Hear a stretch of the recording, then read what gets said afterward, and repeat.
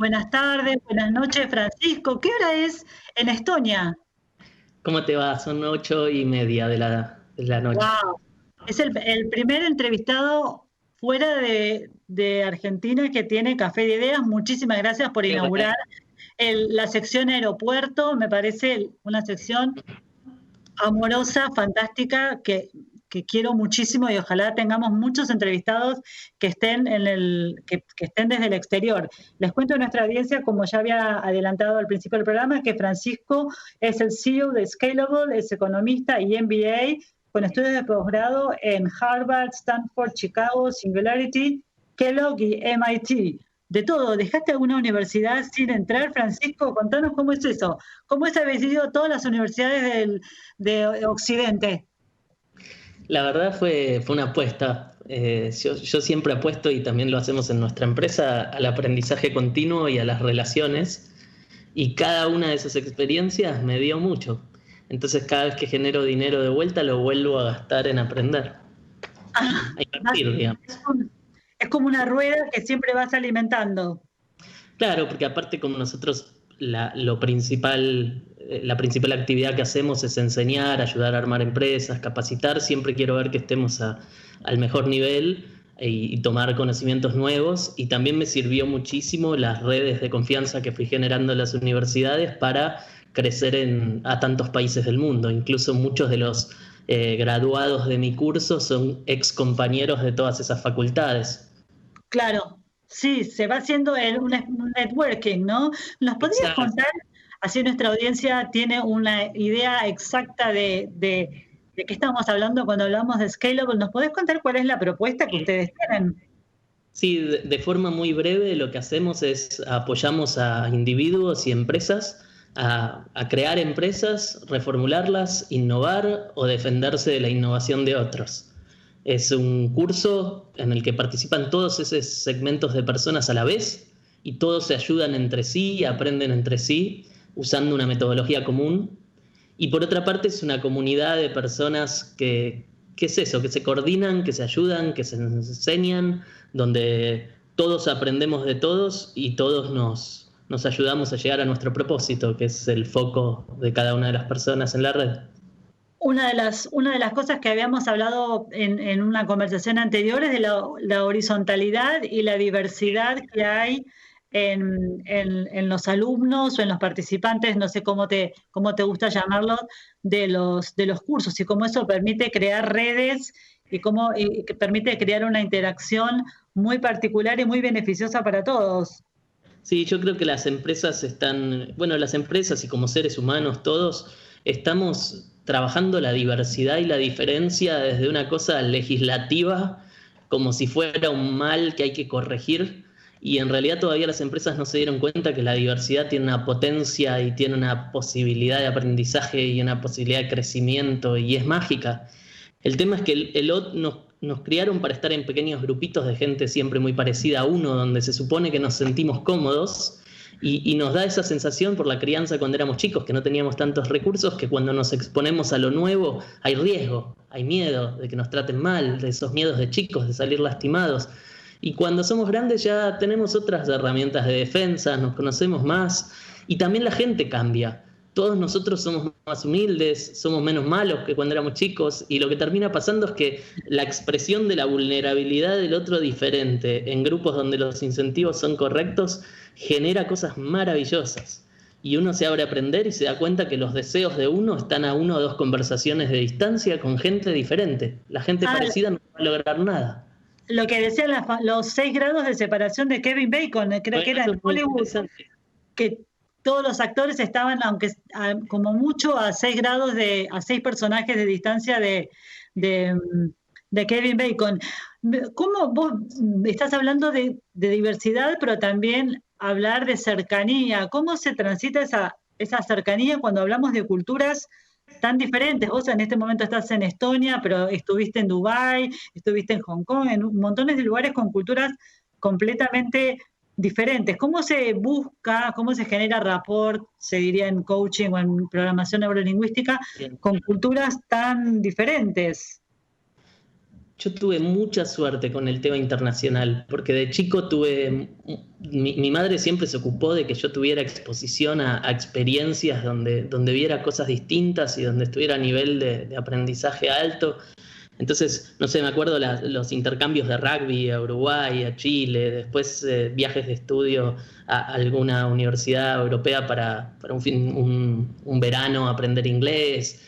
Y después me pasó lo mismo cuando empecé mi carrera, entré en Natura, una gran empresa, y entré como trainee en Brasil. Entonces viví a los 23 años en Brasil y después me tocó varias posiciones regionales para Latinoamérica, en otro puesto corporativo para Medio Oriente, y ahora con Scalable hace 3 años paso viajando, dando vueltas al mundo cada mes.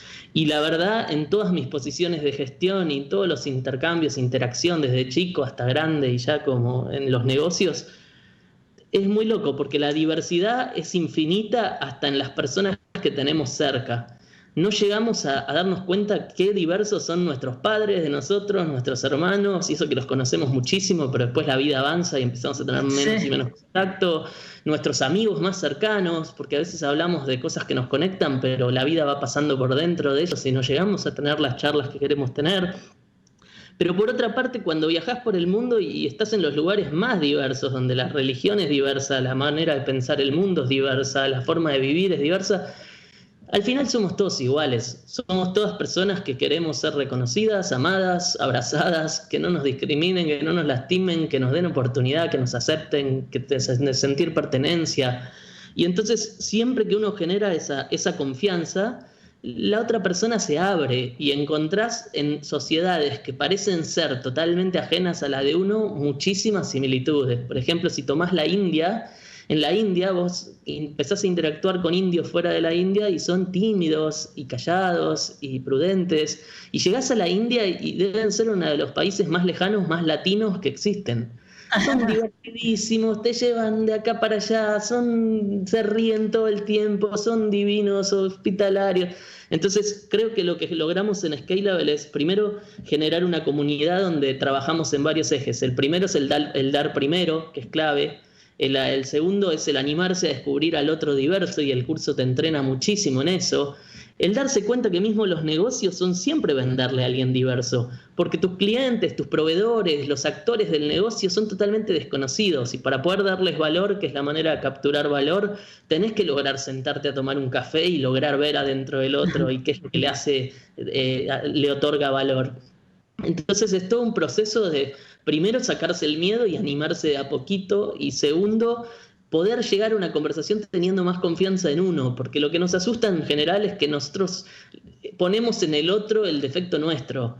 Tenemos terror de hablar con otro porque sentimos que somos menos, que no conocemos, que no vamos a saber qué decir, que nos va a dar timidez, que nos van a decir algo que nos va a poner incómodos, y en realidad señalamos y discriminamos por miedo. Pero cuando empezás a hacerlo te das cuenta que el otro está encantado de escucharte, de ayudarte, se sorprende de vos tanto como vos de él, porque es distinto, y se generan amistades muy increíbles y con mucha felicidad. Sí, yo lo digo por experiencia propia. Me pasó tanto en Inglaterra como en Sudáfrica, de tener amistades con gente de culturas completamente diferentes, todo gracias al inglés. Y decís, bueno, ¿cómo llegué acá de repente a estar en Ciudad del Cabo con amigos sudafricanos? Y decir, ¿cómo llegué acá? Y tengo un león a medio metro y yo no sé cómo llegué, cómo me estoy dando vueltas por este lugar con personas completamente distintas, pero que en definitiva son seres humanos y que piensan y sienten más o menos lo mismo, les encanta el rugby, entonces nos sentábamos a ver rugby, a mirar... mirábamos las musicales de André Rieu, el compositor alemán. A mí me encantan las mascotas, ellos tenían mascotas. Al final había bastantes similitudes, ¿no? Sí. ¿Cómo? Cuando tomás símbolos externos, como cada religión nos hace hacer cosas que miradas de los ojos de afuera de otro parecemos todos locos. Lo mismo con cualquier cosa, ¿no? Cómo comemos, con las manos o sin las manos. Hay tantos códigos sociales que nos enseñaron que nos hacen parecer raros a los demás. Pero en realidad, cuando entras un poco más al sentido del acto, al por qué hacen las cosas, siempre está lo mismo, siempre está la unión de personas, que la gente se junte, en la religión está el bien, en la religión está que los cultivos crezcan, siempre es lo mismo. Siempre es lo mismo. Decimos lo mismo y llegamos a distintos signos para explicar lo mismo. Y entonces cuando pasás esa superficialidad te das cuenta que todos tenemos mucho para aportarnos. Y aparte, fíjate que si los demás son parecidos a vos, tienen las mismas debilidades que vos y las mismas fortalezas. Si señalás al otro desde tu ego diciendo nosotros somos geniales, vos sos malo, te estás perdiendo de que el otro te enseñe sus fortalezas. Seguro. Sí. También hay cierta diversidad que es muy interesante poder aprender. Aunque haya una base común, hay diferentes matices, o mayores o menores, que son muy interesantes de aprender. ¿Cómo transitó el 2020 una persona con una mirada internacional y con una carrera a nivel internacional, cuando este año la pandemia puso un poco en cuestión la internalización, los negocios transnacionales? Hay quienes proponen volver a vivir con lo nuestro, tratar de producir la mayor cantidad de bienes y servicios dentro de cada país. ¿Cómo transitaste el 2020 con todas estas consignas que están reapareciendo, ¿no?, a partir de la pandemia? Es muy interesante, realmente, es muy interesante porque yo los últimos 3 años estuve con esto que llaman nómade digital, que es basado en un lugar, pero viajando muchísimo y trabajando desde donde uno está. Y en esos viajes lo que siempre cuento es que previo al coronavirus, yo ya veía observando todos estos movimientos fuertes en cada país que llegaba. O sea, en Hong Kong viví las manifestaciones frente a la independencia contra China, siendo parte, es un estado autónomo, pero es parte. En Chile las manifestaciones también, en Australia se incendiaron los bosques, en Amazonas estaban con el mismo reclamo, en Estados Unidos pasó lo de Black Lives Matter, entonces en Francia incendiaban autos y estaban haciendo una revolución francesa. O sea, y el coronavirus es solo uno de todas estas situaciones volátiles que van a venir. Y en estas situaciones volátiles empiezan a aparecer las voces de vamos hacia el nacionalismo o vamos hacia la globalización, pero lo que va a pasar a futuro es individuos cada vez más poderosos con comunidades y pérdida un poco de fuerza de gobiernos y organizaciones por el hecho de la disrupción y por el hecho de que mantener el control es cada vez más difícil porque los individuos tienen cada vez más acceso a esas tecnologías para desarrollarlas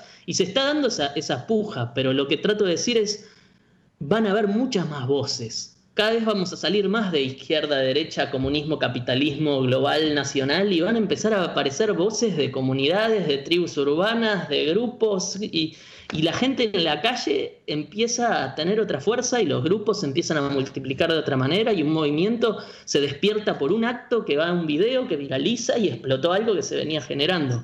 Entonces, creo que a tu pregunta, fuera de todo eso que vengo viendo, que es interesantísimo, a mí me pasó que después de estar 3 años como nómada digital, justamente me tocó la cuarentena varios meses en Argentina. O sea que quedé atrapado en mi propio país por la misma crisis, lo cual fue genial, porque de golpe estaba en un lugar que nunca hubiera esperado. Me tocó justo mi país. Y por ¿Te tocó en tu casa? Sí. Y pues, bueno, no tengo más casa en Argentina, pero me las rebusqué porque me queda familia y todo. Pero otra de las cosas fue que a nosotros, pensá que era así, nuestro negocio era durante varios años viajar de país a país, más de 20 países, y yo daba un curso de fin de semana y viajaba a otro país y daba otro curso, y viajaba a otro país y daba otro curso, y así íbamos generando la red por el mundo. Y hacía consultoría para grandes empresas también en innovación. Y cuando viene esto del coronavirus, de golpe me quedé sin negocio. Y teníamos 20 personas que estaban ahí preparadas para apoyarnos a escalar a todo el mundo. Entonces, rápidamente tuvimos que hacer un pivot muy grande y por suerte nos avivábamos rápido porque conociendo y yo hablando siempre en mis cursos de estas crisis que vienen y de la volatilidad del mundo y las exponenciales, al estar basado en Hong Kong vi muy rápido que los casos iban de 2.000 a 4.000 y arrancamos el año ya cancelando la gira por Asia, después pasamos a tomar siempre decisiones ligadas a eso, nuestros empleados se fueron a trabajar a la casa mucho antes de que se anunciara la cuarentena, y por otra parte, lo que terminó pasando es que antes de incluso que se anunciara la cuarentena en los principales países, ya habíamos decidido dar de baja todo el plan del año, quedarnos con 0 facturación y apuntar a pasar online el curso, con las grabaciones que habíamos hecho de los distintos cursos. Y nos salió muy bien. Y lo que te quería contar es que justamente el tema de algo que podría habernos parado la globalización, terminó acelerándola muchísimo. Nuestra red de graduados pasó de 800 personas a 1.500, casi se duplicó. Y tenemos ahora participantes de 50 países, por lo cual depende siempre. Yo creo que lo que quiero insistir en este programa, que va orientado a gente que quiere hacer negocios, innovar, emprender, no hay que dar por hechas las cosas. Depende del modelo de negocio que uno haga, y de sobra oportunidades para poder manejarse global o local, para poder cambiar eso de un minuto para el otro, para cambiar tus clientes, para adaptar tu empresa, para el futuro es de modelos de negocio flexibles, y esa flexibilidad es necesaria, porque si no uno queda expuesto a la crisis como algunos sectores que no pudieron sobrevivir. Claro, la rigidez que no te da la capacidad de cambiar. El ejemplo por ahí del turismo, ¿no? Que estoy pensando ahora, los eventos corporativos. Sí. En esos casos cambiar es como muy, muy, muy difícil. Se puede hacer alguna cosa, pero no del todo. Ahí tu misma perspectiva global te permitió anticipar. Vos ya viste cómo fue en Asia meses antes de que llegara de que llegara la pandemia a Latinoamérica y Argentina. En febrero... Sí, eran 2.000 y después 4.000, y a mí me quedaba un mes para ir para la gira de Asia, y uno hace una proyección exponencial, que yo lo enseño mucho ligado a las tecnologías. Sí. Las exponenciales hacen, si vos sabés la típica historia del arroz en el tablero del ajedrez, que el rey tenía sí. 2 a la 10, que es decir, 10 veces se multiplica por 2, llegás a 1.000. Si lo haces a la 20, llegás a 100.000, pero si lo haces a la 30, llegás a 100 millones. Entonces yo digo, un mes son 30 días. Esto puede ser un desastre cuando yo llegue a Asia. Por ahí me dejé atrapado en cualquier lugar, ¿entendés? Entonces esa misma lógica me permitió ir siguiéndolo muy de cerca, sabiendo que algo venía. Para esa época todavía decían que acá el coronavirus no iba a llegar, o que se podría curar tomando agua caliente o whisky. Estaba dando... que había muchos intereses económicos con esto, entonces nadie quería parar la economía. Sí. Un país, no hablo puntualmente de Argentina. No, en general. Bueno, ese es otro debate, ¿no? Hasta cómo compensar la salud y la economía, qué países lo hicieron mejor, qué países lo hicieron peor. Ese es otro... Sí, ahora mirando hacia atrás se ve bastante más claro, pero en el momento había que tomar una postura. Sí. El liderazgo a nivel mundial dejó muy... A ver, en la crisis el líder muestra quién es. Y el liderazgo a nivel mundial dejó en claro cuáles son sus prioridades. Y me parece que como seres humanos tenemos que mejorar mucho, y vamos a tener que todos comprometernos mucho cuando los individuos tengamos más poder gradualmente en hacer una diferencia, porque esto va a terminar mal. Claro, sí, hay que tener más participación, más incidencia. Sí, no solamente a través de las redes sociales. A veces las redes sociales, vos decías hace un momento, uno ve algo, lo filma, sube un video y enseguida se viraliza. El tema es que no quedar solo en la denuncia viral, ¿no? Claro. En un ejemplo muy chiquitito, la gente... A mí me encantan los animales, la gente que ve un perro atropellado en la calle y lo filma y sube el perro atropellado a la red. Bueno, hace algo, llevar a un veterinario. Claro. Filmarlo solo, el perro igual sigue estando mal. ¿Cuál es el punto? Entonces, si vos ves una empresa que está contaminando el río cerca de tu casa, bueno, claro, ¿qué vas a hacer con eso? Además de filmar, ahí por ahí lo mío es un poco idealista, pero además de filmar el río todo marrón y burbujeante, ¿vas a hacer algo? ¿O te quedás en filmar el río, subirlo a tu Instagram y ahí está? Yo creo que gran parte de la transformación que queremos impulsar es esta, porque nos enseñaron que no podemos hacer nada. O sea, de alguna manera nos cuentan como sos un individuo, sos chiquitito, no puedes hacer nada. Y eso es mentira. Lo que enseñamos a hacer en Scalable es hacer posible. Para mí emprender es hacer posible. Y coordinar voluntades y lograr que se sume gente a lo que uno está haciendo y pensar una estrategia para lograr que las cosas pasen es cada vez más fácil. Y hay cada vez más herramientas y están cada vez más, hay más metodologías. Entonces, dentro del coronavirus hubieron muchísimas comunidades y grupos de personas que se juntaron a inventar respiradores que se podían imprimir en 3D, a buscar soluciones. Sí. La cantidad o sea, no te digo el sector privado, el sector emprendedor, la cantidad de aportes que hizo invisibles a la crisis fueron impresionantes. Y lo mismo con todo. Esto que me contás de los perritos, tenemos en la red una chica que armó una asociación ligada a cuidar a estos perritos y rescatarlos, y le fue bárbaro, porque empezás a hacer algo que tiene corazón, propósito, y la gente se suma a ayudarte de una forma increíble. Sí. A veces parece imposible, pero es cuestión de empezar y las cosas van pasando. Seguro. Sí, cuestión de animarse a empezar y dar el primer paso, ¿no? Ya que hablábamos de Medio Oriente, el camino al Everest es un paso a la vez. Claro. Y despacito se va dando. Bueno, en inglés, para poner algo occidental, que se dice los baby steps. Esa es una... Sí. Y está bueno eso, el camino del Everest, porque está toda la parte de la preparación, que hoy en día, bueno, es lo que hacemos, hay muchísimas maneras de prepararse para emprender y lo que sea, pero después tenés que dar cada paso, y después tenés que enfrentar las contingencias, y después tenés lo emocional, y hay que manejar lo emocional, y lo físico, y lo relacional, porque se hacen equipos, y es todo ese camino. Al final no se puede estudiar solo la teoría y prepararse, es lindo como ejemplo de emprender. Sí. Hay que tener una combinación entre teoría y práctica. ¿Cómo se hace para ayudar a aquellas personas que a definir si realmente quieren ser emprendedores? A veces hay un mensaje como muy idealizado del emprendedorismo, de vas a ganar millones de dólares viviendo de tu pasión y te van a abrir las puertas de los grandes hoteles y vas a comer con presidentes y encima vas a hacer lo que te apasiona. Y no sé si... Es peligroso ese mensaje.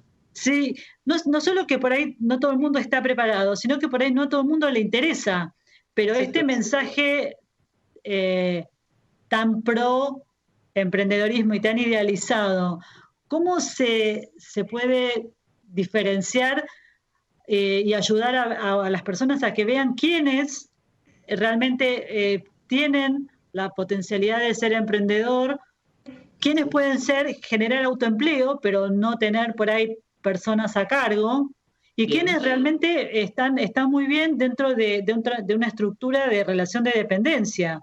Claro, ¿no? Legítimas están súper bien. Nosotros, ¿cómo lo encaramos? Lo primero que hacemos es nuestra metodología empieza por el propósito.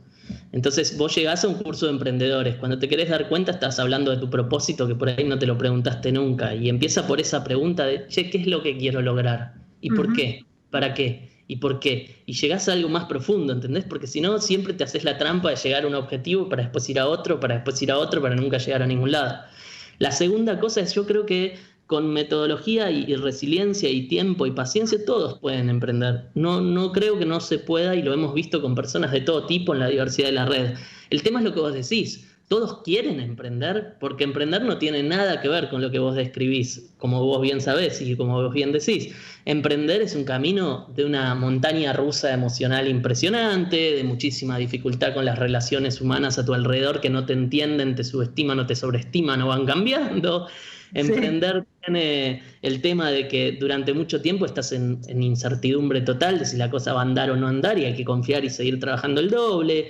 Tiene picos de éxito que no implican que después no vengan a seguir apareciendo dificultades. Al contrario, cuando empieza el supuesto éxito para los demás y te felicitan y te sacan la fotito, es cuando más complicaciones tenés. Si vas por el camino tradicional, que es el de recibir fondos y hacer las empresas millonarias y que crees que es maravilloso, es una trampa. Y cuando firmaste el contrato te convertiste en un actor que sonríe como los pingüinitos de Madagascar, creo que se llama así la película. Pero lo que hacemos con esto del propósito, justamente por eso es lo lindo que el curso sirve tanto para crear una empresa como para reformular una empresa, como innovar en una empresa. Entonces, seas quien seas, te da herramientas que vas a usar para lo que estés haciendo o lo que decidas hacer. Hay gente que entra para emprender y la contratan Google, Oracle, empresas de alto nivel que buscan innovación. Hay gente que entra para trabajar y le pasa al revés. Y bueno, cada uno se encuentra. Perfecto, o sea, es como un espejo en un punto donde uno se va encontrando. Bueno, ¿sabes qué? Me encantó eso que dijiste. La diversidad del otro es el espejo. Cuando vos te ves, apenas entras en un WhatsApp con toda gente distinta que habla de cosas que no entendés, te da un pánico terrible. Seguro. Empezás a darte cuenta de qué es lo que te da miedo, por qué sos vulnerable en cosas, qué cosas no llegaste a desarrollar, y empezás un camino de aprendizaje impresionante de uno mismo. Seguro. Francisco, es una charla maravillosa, tenemos que ir cerrando, lamentablemente. Te pido si nos puedes dejar una red social donde la gente se pueda interesar por Scalable. Perfecto. A mí me pueden buscar en cualquier lado, cualquier red, con Francisco Santolo, y Scalable es SCALABL. Como escalable en español, sin las dos E. Pero sin la, perfecto. La primera muchísimas .com. Muchísimas gracias, Francisco, que estés muy bien, y ya tendremos otra entrevista desde otra parte del mundo. Sí, me encantaría.